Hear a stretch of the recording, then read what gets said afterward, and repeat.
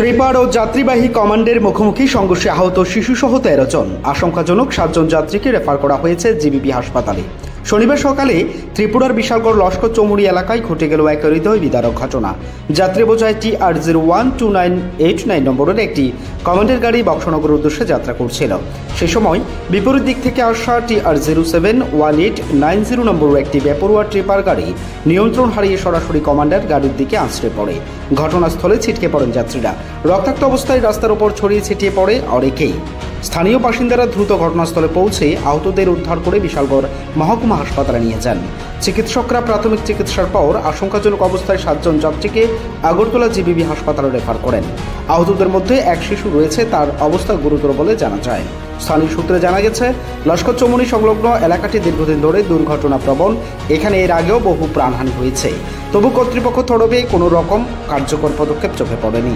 প্রশাসনের কাছে প্রশ্ন, এই মৃত্যু ফাঁদে আর কত প্রাণ যাবে?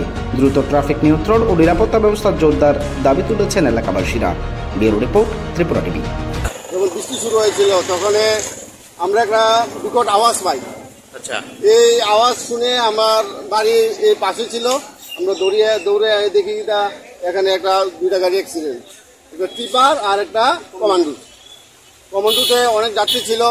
এর মধ্যে আমরা 5 থেকে 6 জনকে সাংঘাতিক গুরুতর অবস্থা আমরা অন্য গাড়িতে তুলে দিই। আচ্ছা, গুরুতর অ্যাক্সিডেন্ট ছিল এটা সম্পূর্ণ টিপার গাড়িটাই দোষ ছিল।